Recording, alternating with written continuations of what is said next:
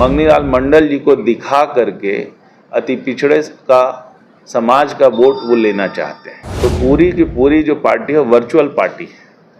ये virtual party social media की party है। और लोग जो है खाली सोशल मीडिया में जानते हैं कि सोशल मीडिया के कलाकार हैं, बढ़िया कलाकारी करते हैं, जारी रखें। इतने 20 वर्षों में इतने तरह के काम हुए कि गिन नहीं सकते। मैं तो चुनौती देता हूँ कि कोई भी युवा नेतृत्व, कोई भी किसी की हिम्मत है। कांग्रेस पार्टी एक समय जो है घोटालों की पार्टी कही जाती है। ये जो कटिहार जिला का दौरा था वो और सब जिलों में जो दौरा, उसी के क्रम में ये दौरा चल रहा था और हम सभी जिलों में जा रहे हैं और अपने दल के कार्यकर्ताओं से, दल के समर्थकों से मिलने का काम कर रहे हैं और दल को कैसे मजबूत किया जाए, दल में कहाँ सांगठनिक शक्ति में कमी है, कैसे उसको और बेहतर किया जाए, इसके लिए काम कर रहे हैं। और यहाँ पर काफ़ी जगहों पे तरह तरह के कार्यक्रम हुए हैं और कोशिश ये रही है कि प्राय सभी विधानसभा क्षेत्रों में जाएं। एटलीस्ट जहाँ पे हम लोग लड़ते हैं वहाँ पर तो अवश्य जाएं और प्रायः सभी जगहों पे दौरा हुआ है, लोगों से बातें हुई है, लोगों से जनसंपर्क किया गया है और यहाँ के मूड को समझने की कोशिश की गई है। मुझे लगता है कि कटिहार का क्षेत्र एनडीए गठबंधन के लिए काफ़ी बेहतर होगा और आगामी चुनाव में 2025 में हमको बेहतर परिणाम प्राप्त होंगे इस क्षेत्र से। हमारा तो हमेशा से मांग रहा है कि बिहार को स्पेशल स्टेटस मिलना चाहिए और समय समय पे जब भी हुई है बड़ी मजबूती के साथ हम लोगों ने बात रखी है और जो केंद्र सरकार में है, हमारी भी सरकार है, हम भी इंटरनली जो बातें होती है रखते हैं क्योंकि हमारा विश्वास है कि बिहार को यदि स्पेशल स्टेटस मिलता है तो अच्छी बात होगी, बिहार का विकास तेज़ी से होगा। और ये भी बात हुई कि यदि अभी कोई दिक्कत है उसमें तो फिलहाल जो है इसको एक स्पेशल पैकेज दिया जाए ताकि जो काम स्पेशल स्टेटस से होता वो काम कम से कम पैकेज से हो। और इसी क्रम में माननीय प्रधानमंत्री जी ने बिहार के लिए इतना बड़ा पैकेज स्वीकृत किया, तरह तरह के सड़कें, तरह तरह का इंफ्रास्ट्रक्चर, हज़ारों हज़ार करोड़ की योजनाएं उन्होंने बिहार के लिए सैंक्शन की और आप देख रहे हैं कि चारों तरफ जो है सड़कें बन रही है। अब देखिए पटना से पूर्णिया के लिए स्पेशल सड़क 6 लेन का ये जो स्पेशल है, इस तरह का जो स्पेशल परियोजना है, इस तरह का वो बना रहे हैं, तो ये तो आप मानना पड़ेगा ना भाई कि जो यदि इस तरह का जो सरकार है इससे बिहार को फ़ायदा, बिहार के लोगों को फ़ायदा हो रहा है। यदि केंद्र में सरकार है और राज्य में सरकार है, गठबंधन की सरकार है, तो इससे इसका लाभ जनता को मिलता है, लोगों को मिलता है। और जो हम लोग ने योजनाएं की मांग की है, केंद्र सरकार ने उसको सहर्ष स्वीकार किया है। तो इसको तो एक स्पेशल पैकेज तो मानते ही हैं हम लोग कि यदि वो नहीं हो पा रहा है तो फिलहाल स्पेशल पैकेज तो दिया जाए, बिहार के साथ जो पहले से अन्याय हुआ उसको तो क्षतिपूर्ति हो। तो केंद्र सरकार इसमें बढ़ चढ़ के काम कर रही है और आप देख रहे हैं कि प्रधानमंत्री जी खुद ही जब विभिन्न जगहों पे कार्यक्रम कर रहे हैं तो चाहे भागलपुर हो, मधुबनी हो, सिवान हो, इस सब जगह पे जो है, सिवान में भी कार्यक्रम होने वाला है तो विक्रम में हुआ है, तो सब जगहों पे उन्होंने बड़े बड़े पैकेजों की घोषणा की है और वो काम चल रहा है, सिर्फ घोषणा नहीं है, काम उस पर चल रहा है। तो इन सबों का लाभ बिहार को मिल रहा है। तो जो हमारी सरकार है, हमारे मुख्यमंत्री हैं, बिहार के प्रति पूरी तरह से निष्ठावान है और बिहार के लिए जो कौन सी भी काम हो सके, जिस तरह से बिहार को आगे बढ़ाया जा सके, इसके लिए केंद्र की सरकार और राज्य की सरकार दोनों मेहनत कर रही है। मंगनीलाल जी मंडल जी का एक अपना इतिहास रहा है, अपना वो आप जानते हैं कि मंगनीलाल जी मंडल जी पहले भी राजद में रहे हैं और बीच में जब उनको वहाँ टिकट नहीं मिला तो छोड़ के इधर आ गए और जब इधर में वहाँ पे कुछ प्रॉब्लम हुआ, हम लोगों ने तो उनका हमेशा सम्मान किया है यहाँ पर वहाँ प्रदेश का उपाध्यक्ष बनाया गया, लेकिन उनको ऐसा लगा तो वो छोड़ के चले गए। लेकिन वो जो है वो वहाँ पर गए हैं उन्होंने, और वहाँ पे प्रदेश का बनाया गया है।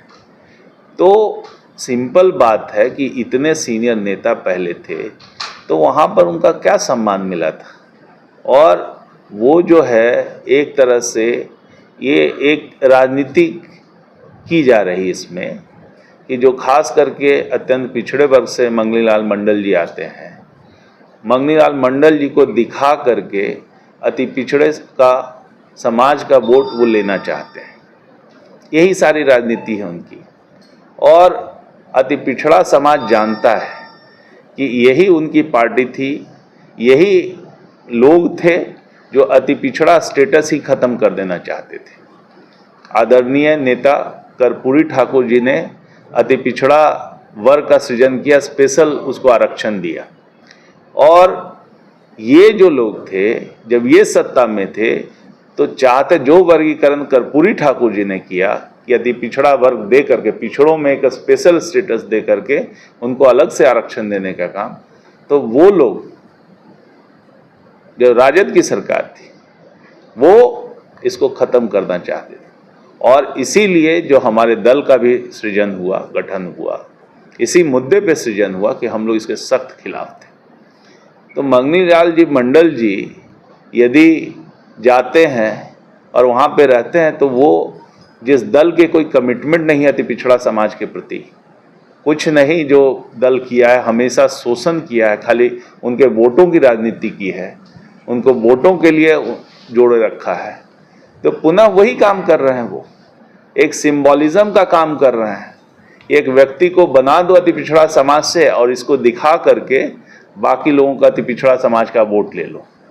लेकिन अति पिछड़ा समाज पिछले 20 वर्षों में बहुत सशक्त हो चुका है और बहुत नीतीश जी ने जो काम किया है अति पिछड़ा समाज के लिए, वो काम का ऐसा प्रभाव रहा है कि अति पिछड़ा समाज हर क्षेत्र में काफ़ी सशक्त हुआ है, वैचारिक रूप से और हर तरह से सशक्त हुआ है।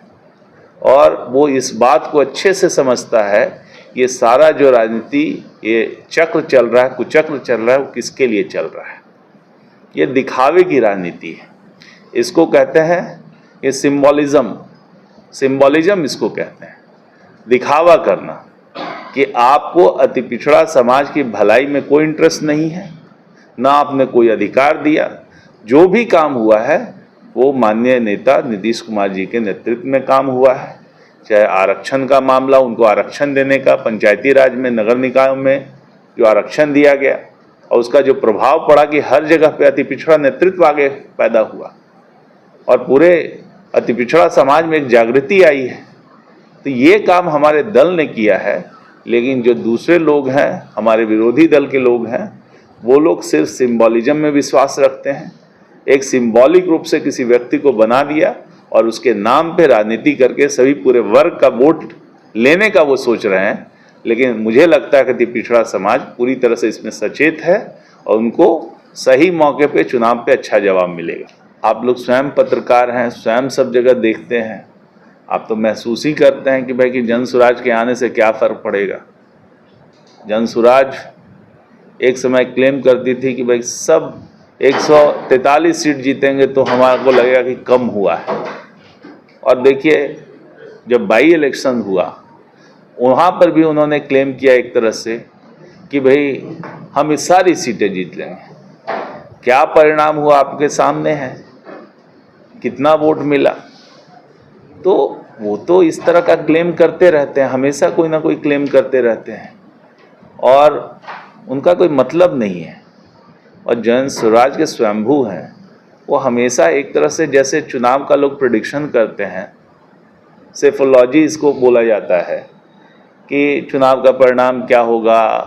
अब लोग जो है सर्वे कराते हैं, चुनाव का परिणाम करते हैं, ये अपना प्रेडिक्शन करते रहते हैं और अधिकांश बार प्रेडिक्शन गलत भी साबित होता है, माफ़ी भी मांगते हैं। तो ऐसे इनका काम है कि इस तरह का बड़े बड़े क्लेम करना, बड़ी बड़ी बातें करना, ताकि बड़ी बात करेंगे तो लोग इम्प्रेस होंगे। और इनकी जो बातें हैं वो सिर्फ इंटरनेट पे, सोशल मीडिया पे, यूट्यूब पे, इसी जगह पे ज़मीन पे उनकी बातें नहीं होती है। और ज़मीन पे जब उन्होंने उतरने की कोशिश की और गांधी मैदान में उन्होंने कहा कि हम लोग पूरा गांधी मैदान पाट देंगे, 10 लाख से ज़्यादा लोग रहेंगे, पूरी सड़कें भर जाएगी, गांधी मैदान भर जाएगा, तो आपने उसका परिणाम देखा है, सबके सामने देखा है कि जनता उनको कितना स्वीकार करती है। अरे वो पार्टी से को जन सरोकार से कोई मतलब नहीं है। वो एक अलग दुनिया में रहते हैं जिसको वर्चुअल दुनिया कहते हैं। वर्चुअल दुनिया में अपना वीडियो बनता है, वर्चुअल दुनिया में लोगों के पास पहुंचता है। तो पूरी की पूरी जो पार्टी है वर्चुअल पार्टी है। ये वर्चुअल पार्टी सोशल मीडिया की पार्टी है। ज़मीन पे लोगों पे इसका कोई असर नहीं है। और लोग जो है खाली सोशल मीडिया में जानते हैं कि सोशल मीडिया के कलाकार हैं, बढ़िया कलाकारी करते हैं, जारी रखें। अल्पसंख्यक, ये आप जानते हैं कि क्षेत्र जो है अल्पसंख्यक बहुल क्षेत्र है और कई क्षेत्रों में मिश्रित क्षेत्र भी है। हाँ, अवश्य जो है जदयू को ऐसा नहीं कि वोट नहीं मिला है, अल्पसंख्यक समाज से भी सहयोग पहले भी मिला था और मुझे उम्मीद है कि आगे भी मिलता रहेगा। हाँ, जिस परिमाण में हम चाहते हैं उस परिमाण में नहीं मिल रहा है। जितना समर्थन हम चाहते हैं और एक्सपेक्ट करते हैं वो नहीं मिल रहा है। लेकिन अल्पसंख्यक समाज, उनको ये देखना चाहिए कि पिछले 20 वर्षों से माननीय मुख्यमंत्री जो काम किया है, मुझे नहीं लगता कि इस बिहार के इतिहास में इतना काम इतने समय में हुआ है। एक बात तो है कि उनको हर जो भी हमारी स्कीमें हैं, हर काम हुआ है, सभी क्षेत्रों में बराबर हुआ है और सभी वर्गों के लिए हुआ है। कि माननीय मुख्यमंत्री जी की नीति रही है कि न्याय के साथ विकास, हर क्षेत्र का उत्थान, हर तबके का उत्थान, हर क्षेत्र का विकास। तो उस दृष्टिकोण से किसी भी क्षेत्र को छोड़ा नहीं गया है। और कोई भी वर्ग है, चाहे वोट देता हो चाहे ना देता हो, लेकिन हमारी तरफ से कोई कमी नहीं की गई है। हाँ, जितना परिमाण में हम चाहते थे कि भाई उनका वोट मिले, वो नहीं मिला है। लेकिन हम उम्मीद करते हैं कि अगले चुनाव में वो अच्छे से समर्थन करेंगे और आगे हमारे साथ उनका विश्वास कायम रहेगा। जितना कार्य हर क्षेत्र में किया गया है वो हमें नहीं लगता कि और सरकार कोई काम की है। पूर्णिया में मैं डीएम के रूप में काम किया हूँ, डिस्ट्रिक्ट मजिस्ट्रेट के रूप में काम किया हूँ, और वो भी 2013-14 में। काफ़ी दिन बीत गए, 12 साल हो गया है। तो उस समय मैं एक प्रशासनिक अधिकारी था, बाहर से आया था। पहली मेरी पोस्टिंग बिहार में पूर्णिया में की गई थी और 1-1.25 साल रहने का मौका मिला। मैंने कोशिश की जिला में जो भी डेवलपमेंट काम हो, जो भी समस्याएं हैं, उसको दूर करने की कोशिश की। और जहाँ भी आप रहते हैं तो उनसे एक लगाव तो रहता ही है, लोगों से लगाव रहता है। और पूर्णिया के लोग भी पटना में, जब मैं पटना में भी पोस्टेड था विभिन्न, तो लोग आते हैं, मिलते रहते हैं।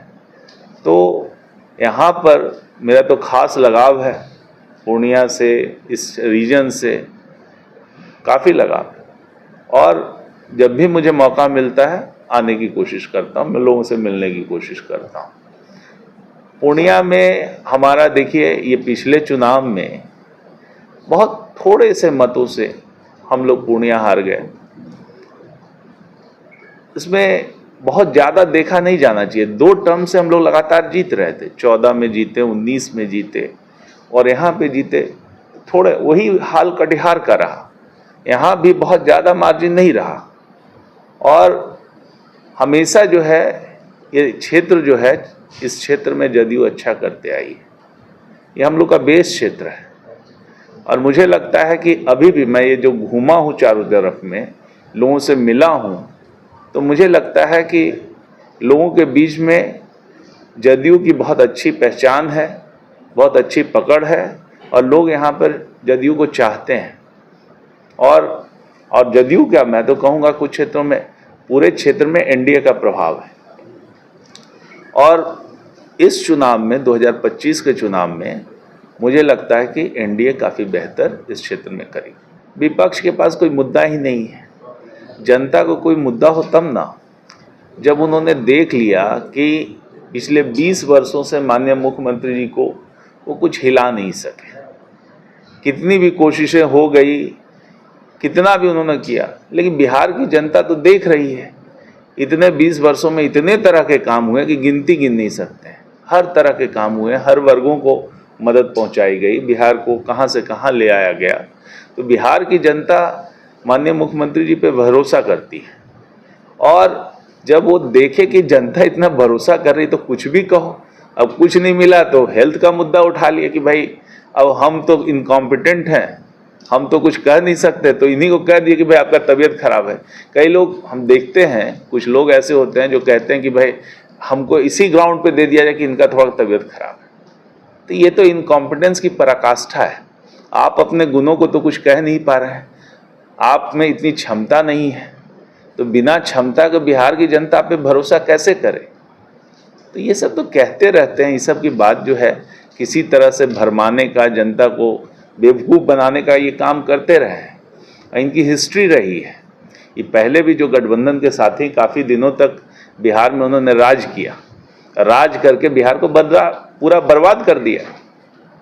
15 साल का शासन रहा, उसके पहले भी है शासन रहा है, लेकिन क्या बिहार की स्थिति थी वो किसी से छुपी नहीं है। तो उनका ये कहना कि अब मुख्यमंत्री की तबीयत खराब है, ये खराब है, ये कह करके वो कहीं आगे नहीं जा रहे हैं। जनता भरोसा करती है मुख्यमंत्री जी पे। और इस समय आपने देखा कि पूरे बिहार का दौरा करके 2 महीने तक कंटिन्यूअस दौरा करके पूरे जितने भी जो समस्याएं थी जगह जगह क्षेत्रों का, उनको ला करके एक साथ 50,000 करोड़ से ज़्यादा के स्कीमें उन्होंने पटना में सैंक्शन की। आप बताइए कि इतने उम्र में इस तेजी से जो काम उन्होंने किया है, मैं तो चुनौती देता हूँ कि कोई भी युवा नेतृत्व, कोई भी किसी की हिम्मत है। लोग जो अपने को युवा कहते हैं, मजबूत कहते हैं, क्या कमिटमेंट है उनका। जब बिहार में बाढ़ आती है तो बाहर जाके फॉरेन में ऐश करते हैं, ये कमिटमेंट है जनता के साथ। जब यहाँ पे समस्या आती है तो बाहर नजर आते हैं, जनता के साथ वो खड़े रहते हैं। और हमारे मुख्यमंत्री जब भी बिहार में कोई समस्या आई है, यहाँ पे खड़े रह के लोगों के साथ रहे हैं, लोगों की मदद की है और हमेशा बिहार को आगे बढ़ाने का काम किया है। तो ये सब आरोप लगाने वाले अनर्गन लगाते रहेंगे, लेकिन जनता सब समझती है। हालांकि देखिए, बाबा साहब अम्बेडकर हमारे दल के सिद्धांत निर्माता टाइप से कहिए। हमारी पार्टी जो है, गांधी जी, राम मनोहर लोहिया जी, जयप्रकाश नारायण जी, बाबा साहब अम्बेडकर और कर्पूरी ठाकुर के विचारों पे चलने वाली पार्टी है। तो हमारा तो हमेशा सम्मान रहा है, और उनका जो काम है वो तो अद्भुत काम है। भारत को उन्होंने संविधान देने का काम किया है। इतना आज जो भारत उसी संविधान पे चल के इतना मजबूत हुआ है और हम लोगों ने इतनी प्रगति की है, तो बाबा साहब के प्रति तो हम सबका बहुत सम्मान है। और जो ये सब जो है मीडिया में जो उस समय चलाया गया, मैं जानता नहीं हूँ कि किस परिस्थिति में है, लेकिन किसी भी परिस्थिति में बाबा साहब का अपमान एकदम गलत बात है। और बाबा साहब का हर कोई को सम्मान करना चाहिए, हर भारतीय को उनको सम्मान करना चाहिए। और हमारी पार्टी और हमारी पार्टी के लोग हमेशा बाबा साहब को अत्यंत सम्मान की नज़र से देखते हैं। देखिए, ये सब बात पे जो शकील अहमद खान जो कह रहे हैं, और उनकी पार्टी रही है कांग्रेस पार्टी, एक समय जो है घोटालों की पार्टी कही जाती है। कोल स्कैम, तरह तरह के स्कैम, जब सेकेंड टर्म में उनका चल रहा था, क्या क्या स्कैम नहीं हुआ था, हर तरह के स्कैम हुए थे। तो ये घोटालों की पार्टी है, और दूसरे पे इस तरह का आरोप लगाते हैं। वो खुद ही हैं इतने इतने जगह पे, और जहाँ पे उनकी सरकारें हैं, क्या उनका इमेज है वो तो सब लोग जानते हैं। तो इनके इस कमेंट पे मैं विशेष कुछ कहना नहीं चाहूँगा, जनता खुद समझ रही कि वो